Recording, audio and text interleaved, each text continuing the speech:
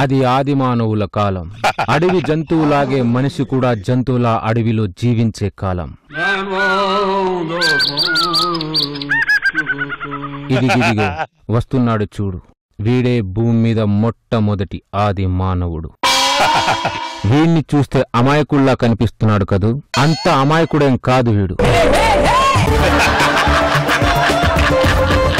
ఒక్కసారి వీడి జీవితంలో తొంగి చూద్దాం. ఈ ఆది మానవుడికి ఆకలి వేస్తున్నట్టు అనిపిస్తుంది. పెద్ద కర్ర తీసుకొని జంతువుని చంపి దాని మాంసాన్ని చేతిలో తీసుకొని తింటున్నాడు. తిన్నంత తిని మిగతా మాంసాన్ని దాచుకునేవాడు. ఈ ఆది మానవుడు తినేసి ఎక్కడ పడితే అక్కడే పడుకునేవాడు. వేటాడడం, తినడం, నిద్రపోవడం ఇదే ఇతని దినచర్య. ఈ ఆది మానవుడు నిద్రలో ఉన్నప్పుడు అనుకోకుండా అక్కడ ఆకులు కదిలిన చప్పుడు వినిపించింది. ఆది మానవుడు లేచాడు. ఏంటి శబ్దం అనుకున్నాడు. వెనక్కి తిరిగాడు. వెనక్కి తిరిగి చూస్తే ఓ వింత జీవి.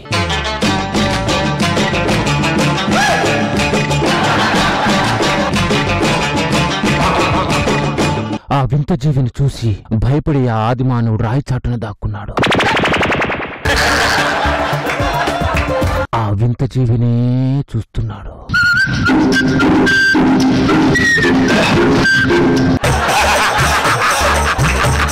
ఆ వింత జీవి చూడ్డానికి నాలాగే ఉన్నా ఆ జీవిలో మాత్రం కొన్ని మార్పులు ఉన్నాయని గమనించాడు. ఆ వింత జంతువు ఆ ఆది మానవుని భయపెట్టాలని చూసింది. ఆ ఆది మానవుడు కూడా ఆ వింత జీవిని భయపెట్టాడు.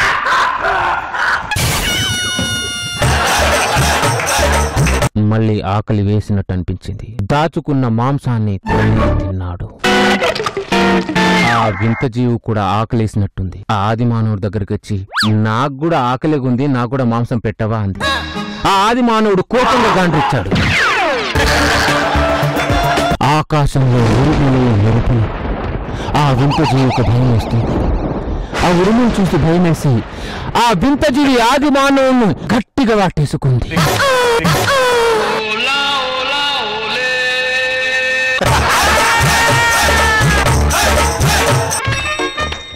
ఆ ఆది మానవుడికి ఒక్క క్షణం ఏమీ అర్థం కాల. ఆ ఆది మానవుడికి కొత్తగా ఉంది. మొత్తానికి వాడికి మాత్రం హాయిగా ఉంది. ఆ హాయి ఉరుములో ఉందా, ఈ వింత జీవిలో ఉందా అర్థం కాక 1,00,000 ప్రశ్నలతో సతమతమవుతున్నాడు.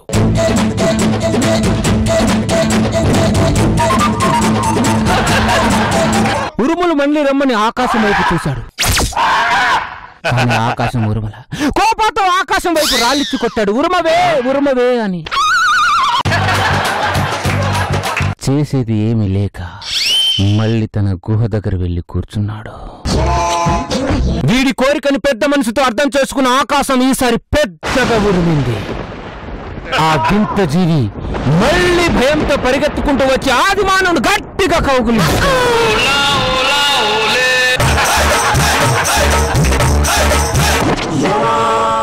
మాంసం కడుపు నింపుతుంది, ఈ వింత జీవి ఏదో మనసు నింపుతుందని ఆది మానవుడు గ్రహించాడు. ఆ ఆది మానవుడు తన దగ్గరున్న మాంసాన్ని ఆ వింత జీవికిచ్చి తిను అన్నాడు. ఆది మానవుడు ఆ జీవిని చూసి సంతోషపడుతున్నాడు.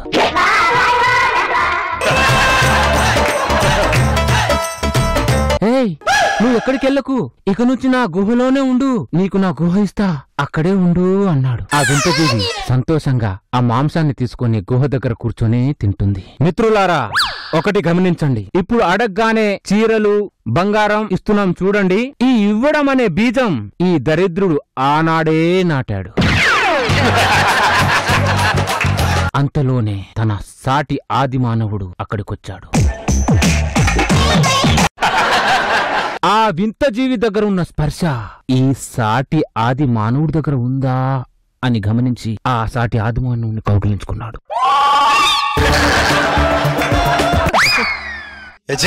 వాడి దగ్గర చెమట కంపు తప్ప ఏమీ లేదని గ్రహించాడు. ఇక్కడున్న ఫీలింగ్స్ ఇక్కడెందుకు లేవు, ఇక్కడున్న అద్భుతాలు ఇక్కడెందుకు లేవని బుర్రగొక్కున్నాడు. ఏమైందిరా?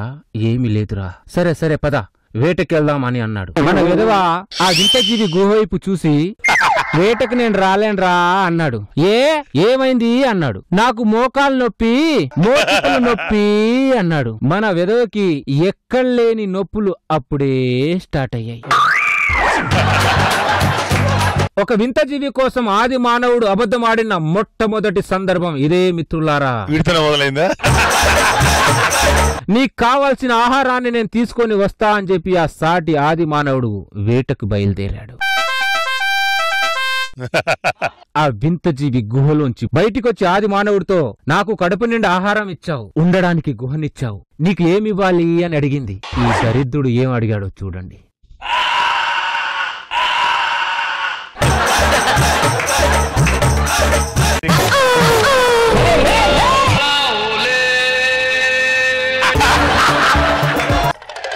కన్ఫ్యూజన్ లో ఉన్న వీడికి ఇప్పుడు క్లారిటీ వచ్చింది. ఇంతలో వేటకెళ్లిన సాటి ఆది మానవుడు వస్తూ ఉండడం చూసి ఆ వింతజీవిని రహస్యంగా గుహలో దాచిపెట్టాడు. సాటి ఆది మానవుడు వచ్చి, వేటకెళ్లి మాంసం తెచ్చాను, తిందాం రా అని పిలిచాడు. ఇదిగో నీకు కొంచెం, నాకు కొంచెం, ఇద్దరూ తింటున్నారు. అంతలో ఆ వింతజీవి గుహలోంచి బయటికొచ్చి, ఏయ్ నాకు ఆకలిగా ఉంది, నాకు మాంసం కావాలి అని సైగ చేసింది. మే హూనా డోంట్ వరీ. వాడు తింటున్నట్టు ఓరాక్షన్ చేస్తూ ఆ వింతజీవి కోసం ఆ మాంసాన్ని పక్కన పెట్టాడు. తినేశాం కదా, దా ఇద్దరం పడుకుందాం అన్నాడు. కాసేపటికి మన ఆణిముత్యం లేచాడు. ఆ వింతజీవి కోసం దాచిపెట్టిన మాంసాన్ని తీసుకెళ్లి ఆ వింతజీవికిచ్చాడు. ఆ జీవి మొత్తం తినేసి పడుకోవడానికి గుహలోకి వెళ్తుంటే, నేను కూడా నీతో పాటు గుహలోకి వస్తా అని అడిగాడు. నాకు అవసరం ఉన్నప్పుడే నా గుహలో ఎంట్రీ, నీకు అవసరమైనప్పుడు కాదు అంది. మిత్రులారా, ఈ రోజు మనం అడుక్కుంటున్నామే, ఆనాడే ఈ దరిద్రుడు దానికి బీజం వేశాడు. ఒక్కసారి నీ గుహలోకి వస్తా అన్నాడు. చెప్తే అర్థం కాదారా నీకు? మెడపట్టి వాణ్ణి తోసేసింది. వాడు వెళ్లి సాటి ఆది మానవుడు మీద పడ్డాడు. సాటి ఆది మానవుడు, నా మిత్రుణ్ణి పట్టుకొని కొడుతుంది ఎవతిది? ఒసే రాక్షసి, నా మిత్రునే కొడతావా నిన్ను? మిత్రమా, ఈ వింతజీవిని ఏమనుకు, ఇది నాకు కావాల్సిన పదార్థము అన్నాడు. మిత్రమా, నీ కాలు పట్టుకుంటాను, నువ్వు చేసే ఈ ఒక్క తప్పు వల్ల భావి తరాల వాళ్ళు ఈ జీవికి బానిసైపోతారు.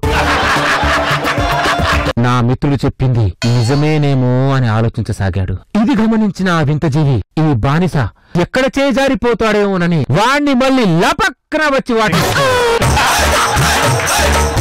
మిత్రమా, నువ్వు ఎన్నైనా చెప్పు, అడవి లేకపోయినా నేను బతకగలను, గాని అడవిలో ఈ జీవి లేకపోతే మాత్రం నేను బతకలేను. నన్ను వదిలే మిత్రమా, నన్ను వదిలే. మిత్రమా, భావితరాల ఆ జీవికి బానిసని చేయకు మిత్రమా, నా మాట విను మిత్రమా అన్నాడు. వాడి బానిసత్వమే మనకు వారసత్వంగా ఇచ్చి మనకు సంకనాకిచ్చాడు. మగజాతినే సంకనాకిచ్చిన ఆది మానవుడు వెనక తిరుగు. కోట్లాది మంది మగజాతి తరఫు నుంచి నీకు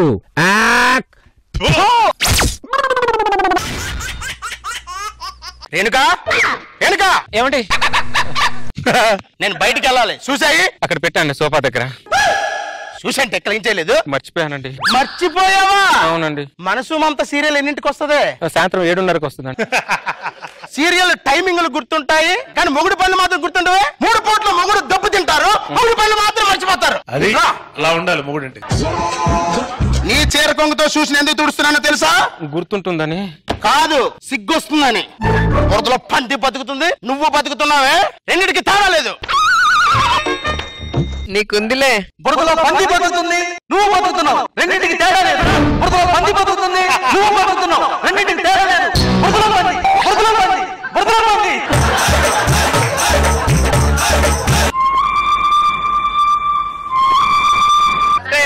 రేణుకా, ఏంటి మేనక? ఏం లేదక్క, ఫంక్షన్ కి వెళ్తున్నా, నీ పట్టు చీర ఉంటే ఇస్తావా? ఇస్తాను కానీ నాకు ఒక సాయం చేస్తావే? ఏంటా సహాయం?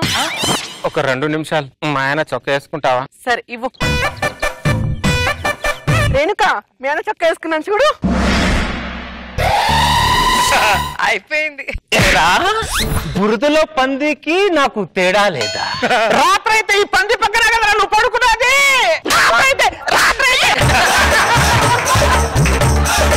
రేణుకా, ఏమైంది నీకు? ఎదురు మాట్లాడాలంటే నరికి పోగులు పెడతాను ఏమనుకుంటున్నావు? ఆఫీస్కి వెళ్ళి ఏసీ రూమ్ లో కూర్చొని ఇంటికి వచ్చి పెద్ద బిల్డప్ వేస్తా ఉంటా.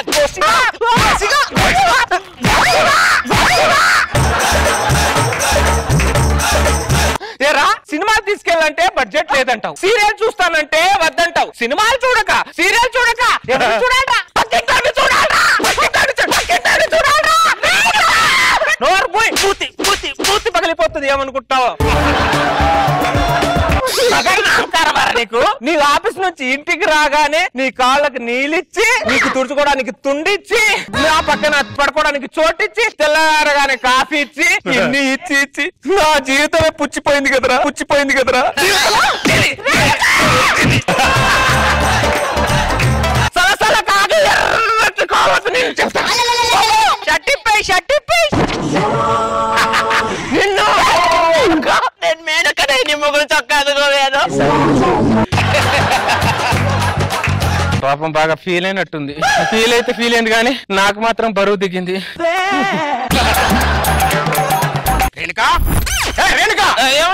ఎక్కడికి వెళ్ళారండి? ఈ ఎంక్వైరీ స్కీమ్ అంటే మొగుడు దొబ్బ తిని పుట్టింటి గురించి ఆలోచించే మొహాలు మీరు మీరంటే నన్ను ప్రశ్నించేది? మొగుడింట్లో తిని పుట్టింటి గురించి ఆలోచించే మొట్టాలు మీరు మమ్మల్ని ప్రశ్నించేది? మొగుడింట్లో తిని పుట్టింటి గురించి ఆలోచించే మొట్టాలు మీరు మమ్మల్ని ప్రశ్నించేది?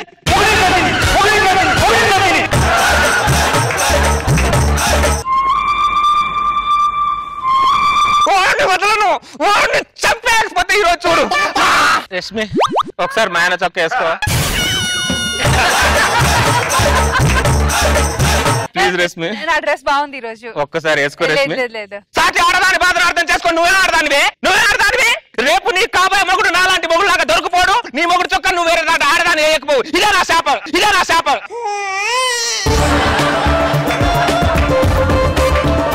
అమ్మా, కొంచెం అన్నం వేయమ్మా. ఈ షర్ట్ వేసుకో, వేస్తా. ఆకలితో ఉన్న కాకి పిండాకుడు దొరికినట్టు నేను ఆకలిగా ఉంటే నువ్వు నాకు దొరికేవురా. ఒక్కసారి మా ఆయన చొక్కా వేసుకోవా? వేసుకో, తెలుస్తుంది అప్పుడు. వేసుకుంటా. చొక్కా వేసుకున్నానమ్మా.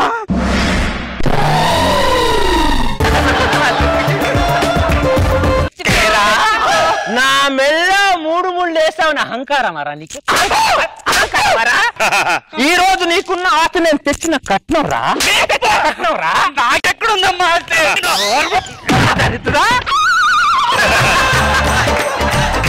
ఇలా కొడుతున్నావంటే నువ్వు మొగుడనే పాత్రధారి, నా జీవితానికి సూత్రధారి. ఎన్ని సంవత్సరాలు భరించాలరా నీకు నేను? ఎన్ని రోజులు భరించాలరా? ఒక్క నిమిషం. నువ్వు నాన్ సింక్ లో ఉన్నావు, నేను నాన్ సింక్ లో ఉన్నా, కానీ సీన్ మాత్రం నాన్ సింక్ లో జరుగుతుంది. నీ మొగుడు కాదే, వాడు ముస్తాడు. భార్య భర్తలు గొడవ మధ్యలో వచ్చావు అనుకో, తలకాయ పగిలిపోతుంది ఏమనుకుంటున్నా?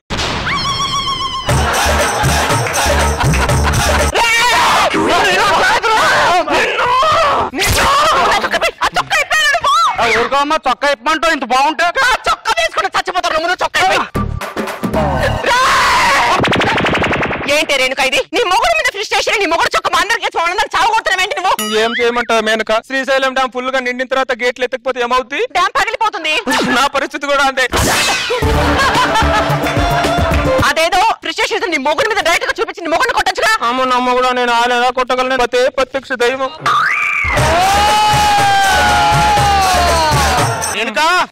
ఏమండి? దున్నపోతు మొహం దానా, మొగుడు నిద్ర లేసి వచ్చాడు అంటే టీయో కాఫీ ఇవ్వాలని తెలియదంటే నీకు? మొహం చూడు, గవర్నమెంట్ హాస్పిటల్లో పిల్లలు ఎత్తిపోయే మొహంలో ఉందని ఇది. నిన్ను కాదే, నీ అయ్యునాలే. నీ ఫ్రస్ట్రేషన్ మొత్తం నీ పిల్లల మీద చూపిస్తావు. అదేమో దాని ఫ్రస్ట్రేషన్ ని మాకు నీ చొక్కా వేసి మరి వాయగొడుతుంది తెలుసా ఇక్కడ. ఇది నిన్ను వాయి కొట్టిందా? నన్ను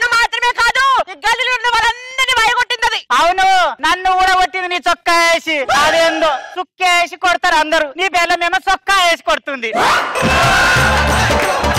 ఈ పనికి వాళ్ళని మిమ్మల్ని కొట్టిందంటే నేను నమ్మరా? నమ్మవా? ఒకసారి 3 చొక్కాలి. ఎందుకో?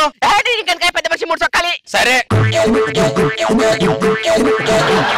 ఇదిగో రేణుక, నీ 3 చొక్కాలు వేసుకున్నావు, ఒక్కసారి చూడు. అపరిచిత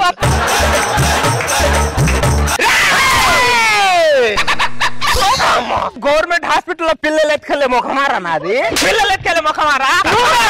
గవర్నమెంట్ హాస్పిటల్లో సముద్రంలో సునామీ వచ్చిన తెల్లానికి మెంటలు వచ్చిన తట్టుకోలేవురా. నా ప్రెస్టేషన్ నేను చూపించుకున్నాను, మీ ప్రెస్టేషన్ మీరు చూపించుకోరా? ఎందుకు చూయించుకోవా?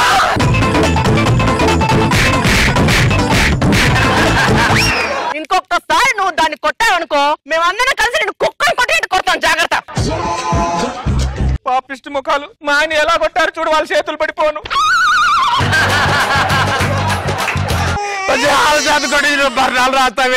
ఈ స్కీమ్ ఏంటి? మీ ప్రెస్టేషన్ నా మీద చూపించారు, నేను నా ప్రెస్టేషన్ సమాజం మీద చూపించా. సమాజం ఊరుకుంటుందా? వాళ్ళ ప్రెస్టేషన్ కూడా వాళ్ళు చూపించుకుంటారుగా. దీన్నే న్యూటన్ సిద్ధాంతం అంటారు. ఆడదానికి మగాడికి బెండకాయ పులుసుకి చేపల పులుసుకి ఎంత తేడా ఉంటుందో అంత తేడా ఉంటుంది. మగాడు తినగానే సప్పన వెళ్ళిపోతుంది, మరి చేపల పులుసు ఆడది చూసుకొని తినాలి. ఏమండి, ఉంటాను. మళ్ళీ అతి వినయం. అరే శంకర్ గా, మనం కొట్టినా తిట్టినా ఆడవాళ్ళు సైలెంట్ గా ఉంటున్నారని చెప్పి పిల్లల్ని కొట్టకరా. అదేదో నోటం సిద్ధాంతం కొత్తగా మార్కెట్ లో అమలైందట్రా, చూసుకోరా బాబు.